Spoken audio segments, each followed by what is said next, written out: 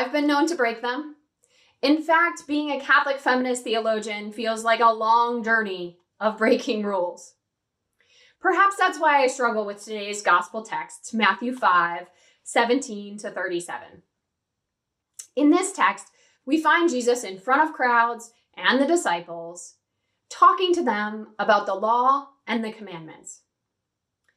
He begins the passage by saying that he did not come to abolish the law or the prophets, but instead to fulfill them. And he then goes on to give examples of various commandments and the way in which he sees people fulfilling them or not. So let's do something similar. I recently returned from El Salvador, a trip where we were celebrating the legacy of Saint Oscar Romero, newly canonized. Oscar Romero stood in the face of state exploitation and brutality. He spoke up for the powerless when many church leaders stayed silent or even supported the military. And yet there were others at the time who sought to fight back lest they be killed like Romero. Many of their family and friends were murdered or disappeared, and so as civilians, they took up arms. They broke the commandment, do not kill. Do we see this as self-defense? Do we see it as breaking the commandment? What kind of exceptions do we create to these rules? What of observing the Sabbath? Jesus himself seemed to have trouble with this commandment. For example, in John's gospel, he heals the blind man, breaking both the commandment of the Sabbath and the purity laws of the time. The Pharisees are extremely upset with Jesus, and they not only question the man, but they throw him out of the temple.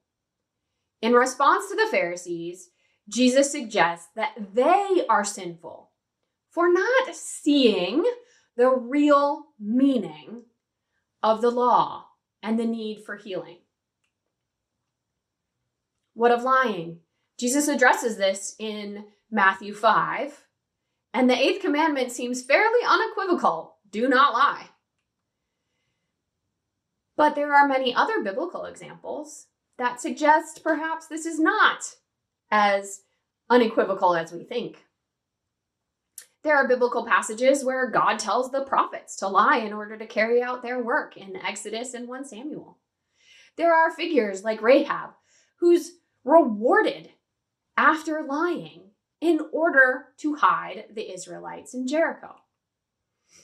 So is lying tolerated or understandable in service of good intentions? This might be what ethicists call the principle of double effect.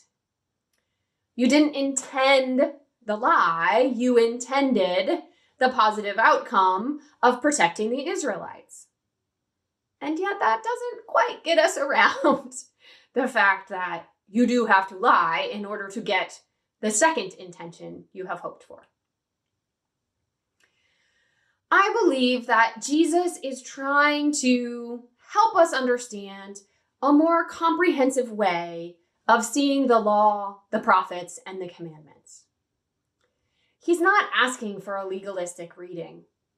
Instead, he wants us to do what ethicists often call interpreting the spirit of the law or the commandment.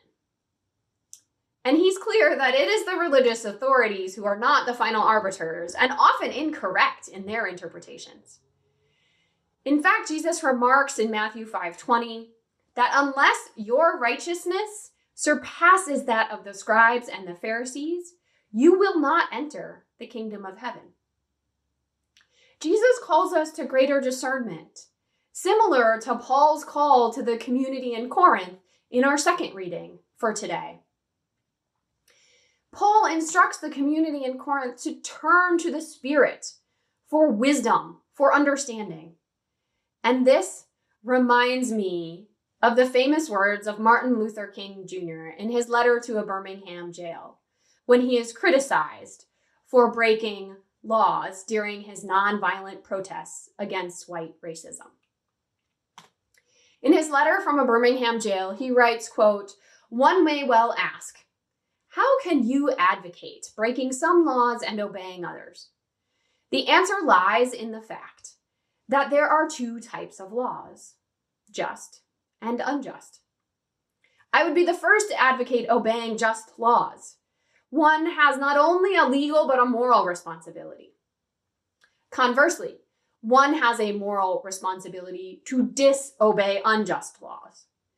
I would agree with St. Augustine that an unjust law is no law at all, writes King. The racist laws and practices that King and those in the civil rights movement sought to overturn were unjust.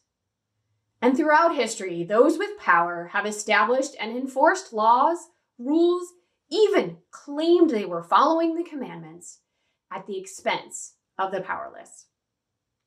So how do we follow Jesus in fulfilling the law and the prophets? For example, should a child who's experiencing sexual, emotional, or physical abuse by a parent stay silent so as not to dishonor their father or mother? Of course not. Speaking the truth about abuse in families, even church families, is necessary. As our gospel reading ends, Jesus reminds the crowd, let your yes mean yes and your no mean no.